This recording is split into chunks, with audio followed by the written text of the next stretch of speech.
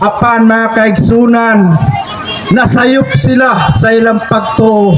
Kaya ang Katoliko mismo ang makayatak ngadto sa kinahilabman, gikan sa sinugdan hangtod sa walabo pa. Katoliko mao tinukod sa atong Ginoong Jesucristo.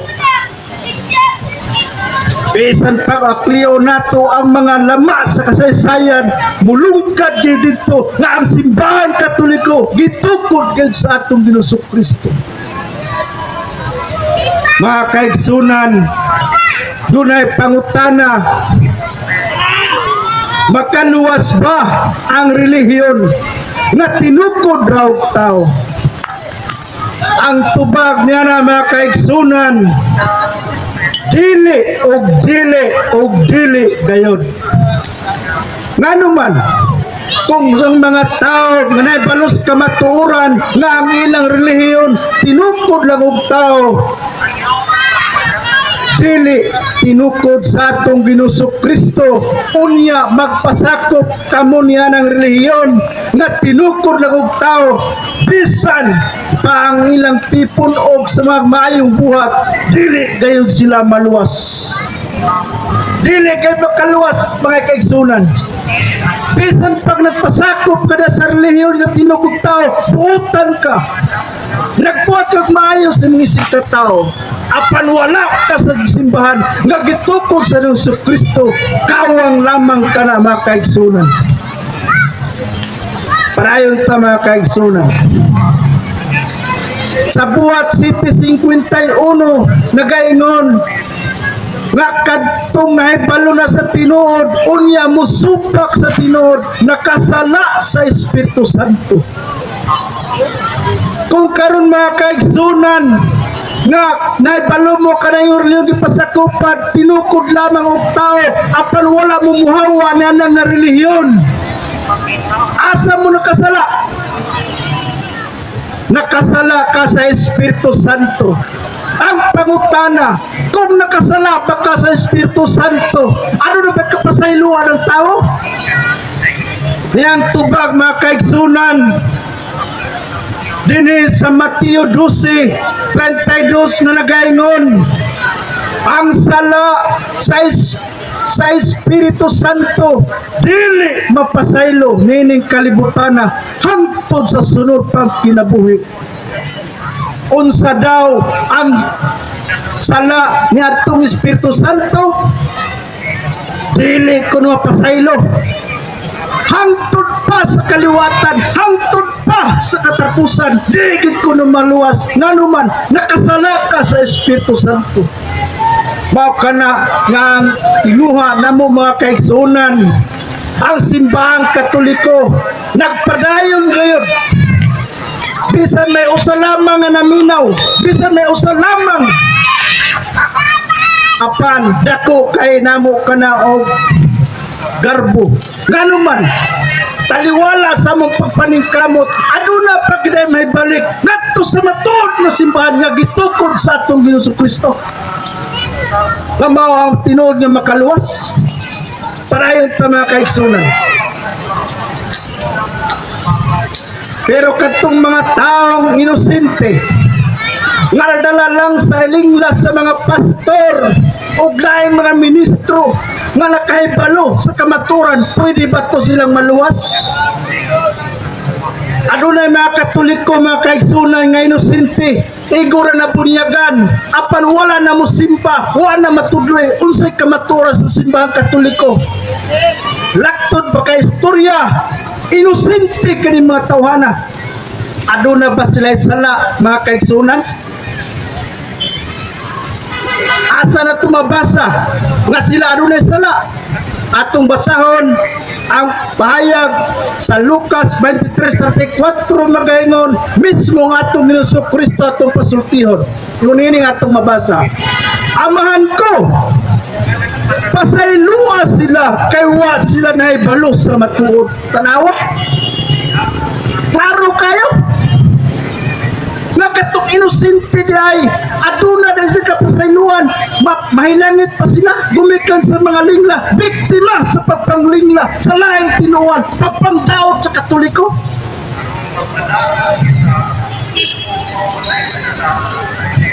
Mao ka na mga kaigsunan nga ang kamatuoran di ay kung naibalo ka sa kamatuoran nga wala nimo tumana o wala kami hawa ang simbahana nga gitukod lang tao, nakasala ka diay sa espiritu. Kung sala sa espiritu, dili kay mapasaylo hangtod pa sa kaliwatan nimong sumusunod mo. Parayon tama kaigsunan. Busa magpasakop kay kita sa simbang tinukod sa atong Ginoo. Dili ka tinukod lang og tao.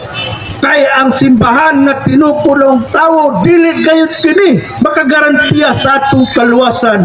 Matod pa ni Haring David sa iyang sulat sa Salmo 127:1 nga nagaingon, gawas ko ng Diyos may magtukod sa balay, kawang lamang ang kahago sa tao nga may magtukod niini.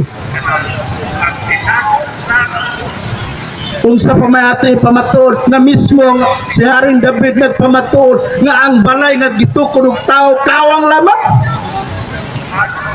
Gawas ng Diyos nagtukod kini may kagarantiya sa kaluwasan.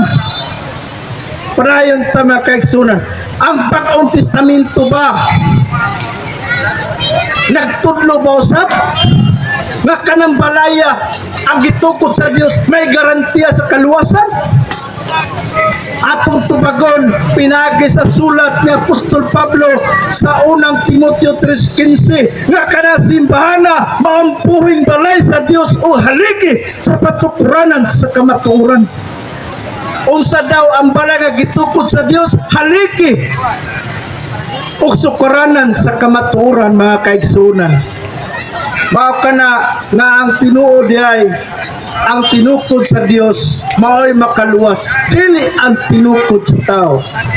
Maingon nga ang luwas nga katawan sa daang tugon diyang misakay sila sa arka nga gitukod ni Noe. Diya usab sa bagong tugon ang kaluwasan usab atong makapot kung magpasakop kita sa simbahan nga tinukod sa atong Ginoo. Kaya simbahan mo ang gisugo sa atong Ginoo sa pagwali sa maayong balita alang sa kaluwasan sa iyang katawan. Sumala ka na sa Marcos 16:15, panglakaw kamos tibok kalibutan o iwari ang maayong balita o ang mutuo o magpabunyag maluwas ang panandili mutuo silutan. Dili lang kay nakasala ka sa espiritu. Aparong di ka mutuo sa gibali sa mga apostoles na ang simbahan mo ang sukuranan sa kinakalwa kamaturan. Wani mo dawata unsay katumbas silutan kagayod mga kaigsunan. Dili man ikalimot diya sa Biblia nga ang atong Ginoo Kristo nagtukod og usa ka simbahan. Sumara sa Mateo 16:18, siya mismo mo nagtutukod nganong nakikompetensya man gyud ka sa atong Ginoo nga aduna may iyang gitukod. Ang atong Ginoo Kristo mga kaigsunan nagtukod lang og usa ka simbahan kay matud pa niya pagatukuron ko ang akong simbahan, dili tukuron ko ang mga simbahan. Kung sa ginon, usara ka simbahan ang gitukod, dili mga ang gisgutan mga kaigsunan. Unya, kay nagtuman maning mga magpakaroon ingnon nga nas kamaturan, nga sila kuno ang nas kamaturan, pero ang atong saysayon ng ilang kasaysayan tinukod lamang og tao mga kaigsunan. Giparehistro lang tao magsunan. Adunay SIC number, Security Exchange Commission, nagpasabot na sila tag-iyan ng relihiyon. Dili ang atong Ginoong Hesukristo. Kana dili makagarantiya sa ilang sa kaluwasan sa tao. Ang kinabuhi ni San Pablo dakong testamento sa importante gayud nga magpasakop kita sa relihiyon sa Dios ug ang mga magtutukod dili tao nga parehas nato. si Apostol Pablo sa panatiko sa relihiyon, Judaismo. Sa dihang sa kapig sa atong Ginoo pagkakatoliko, iyang ibyan ang iyang kaning tinuan ug nagpasakop sa pabunyag siya sa relihiyong Katoliko na tinukod sa atong Ginoong Kristo. Sa Apostol Pablo dating Judaismo, apan iyang gibyaan kay nagpasakop siya sa Kristohanon, nagsunod sa kauputon sa atong Ginoong Kristo. Kung parehas ra ang tanang relihiyon, nganong mibiya man si Apostol Pablo na iya manggibiyaan ang iyang kanhing relihiyon ug nagpasakop sa relihiyong tinukod ni Jesus. Busa kung kita managpagahi gayud diha sa pagpasakop sa relihiyon nga gitukod sa atong Ginoong Kristo, makasala kita batok sa Dios. Ang Biblia nagpadayag na ang matuod nga relihiyon nga gitukod ni Jesus nakahatag og garantiya gayud sa kaluwasan. Atong timanan nga si Jesus nga ang simbahan dili mahitabo nga magkabuwag kay mismo ang Biblia mao'y nagsulti nga si Jesus mo ang ulo sa simbahan ug ang simbahan mo ang iyang lawas sumala sa krusas 1:18 o Efeso 5:23. Asa man ka magpakitag ulo nga lawas magkabuwag, tabla pa sampay na nya kani mga sulpot dirbang nagsampay na ay lalang gusto sinampay na mo na nga gipamatuan gayud sa Biblia nga si Jesus kamatuoran sumala sa Juan 14:6 ug siya usab lawas mo simbahan bahalikit patukuranan sa kamatuoran. Unang Timoteo 3:15 ang kamatuoran makahatag og kaluwasan sumala kana sa unang Tesalonika 2:10 ug sa Juan 8:32. Maong gidapit ang atong Ginoong Kristo magpasakop sa iyang lawas. Lamaw ang simbahan sumala sa Kolosas 3:15 kay buot niyang maluwas ang tanan may balo sa kamatuoran sumala kana sa unang Timoteo 2:4. ug ang reliyon lamang nga tinukod sa atong Ginoong Kristo makahatag og kaluwasan kadtong mga relihiyon nga tinukod og tao dili gayud makagarantiya sa atong kaluwasan. Kay matud pa sa Salmo 127:1 nga nagaingon, gawas po ng Ginoo mo magtukod sa balay, gawang lamang ang kahago niadtong magtukod niini. Ug ang Dios dili kay mo puyo sa tinukod nga balay, kawang lamang. Kaya ang Dios dili mo puyo niadtong balay nga gihimo lamang og tao, mga kaigsunan. Ang Biblia nagtag-a nga daghang manungha nga mga relihiyon ug magdaldala sa ilang ngalan aron magpasalaag sa katawan sa Dios ug sa daghang mga ilang malingla. Sa Mateo 24:4 daghang manungha magdala sa ngalan ni Kristo aron pagpasalaag sa mga magtuto, labi na ang mga apostoles, halos pamalinglan nining mga tawhana. Busa dili gayud basihan ang ngalan kundi ang kamatuoran magahatag supay karon paatras hangtod kang Kristo.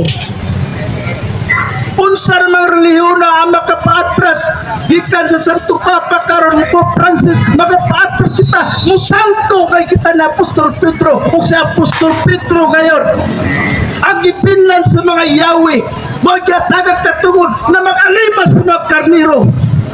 Si Apostol Pedro ra, dili si Soriano, dili si Felix Manalo, dili si Ellen G. White,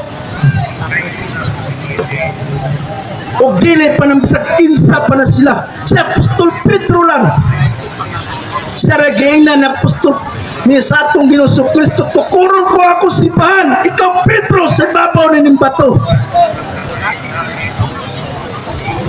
Kinsa may gayna niya? Si Apostol Pedro. Kisay nagsulti si Kristo. Usa gitukod simbahan. Nganong mo atong giparesto ng tao nga naaman di gitukyanan sa atong Ginoo Kristo nga mao si Apostol Pedro. Padayon ta mga kaigsunan.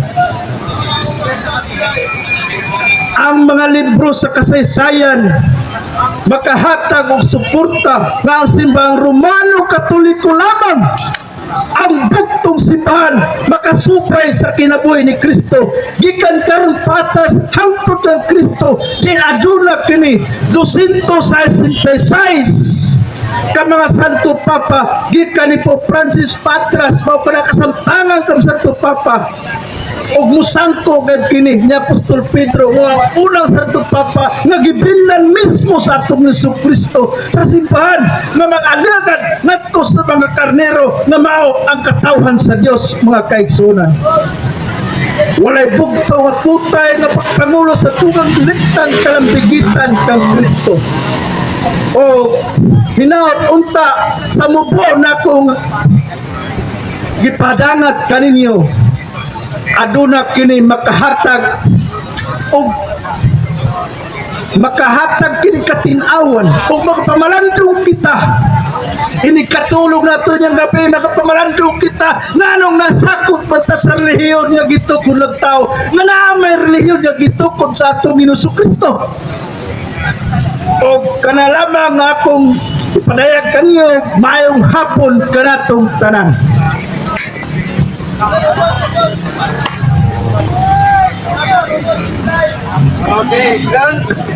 Salamat kayo sa inyong pagpatinaw nga sa about sa reliyon. Doon ako din reliyon nga luwas katong reliyon nga tinukod mismo sa itong Ginoo. O salamat o tingali ato na karong sigurong tapuson kini nga itong Bible expose kay dunay lain dito pero kauban na mo kay doon naman tayo isip nga debate unta dito pero man ito nga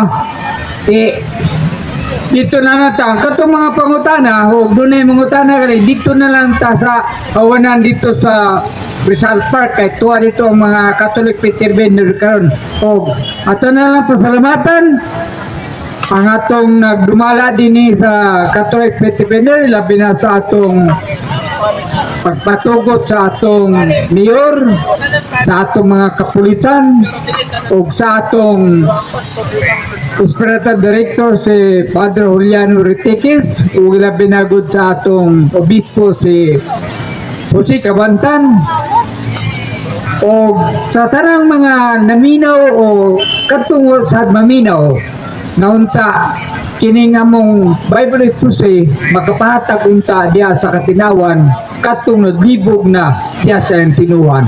Og salamat og isugdan man nato diya sa pagampo ato sa kining tapusong pa sa pagampo. Isip mga Kristiyanos nga Katoliko sa ngalan sa Amahan sa Anak sa Diyos sa Espiritu Santo. Amen. Nagito nung Amahan, salamat ning kahaponon na gitagaan mi nimo o kay gayunan di sa pagsayaw sa imong mayang balita alang diya sa kaluwasan. Langit nga Amahan, salamat tining panahon na din nakapambit kami diya sa imong mga pulong na makapahatag diya sa agyanan kung unsaon na mo pagkinabuhi diya sumala sa imong kabuton. Ug wala kami mahimo kundi igo lang kami nagpadayag diya sa mong pagpasalamat o kining tanan among gipangayop pinagi ni Kristo nga among Ginoo. Amen. Sa ngalan sa Man, sa Anak, sa Diyos, sa Espiritu Santo. Amen.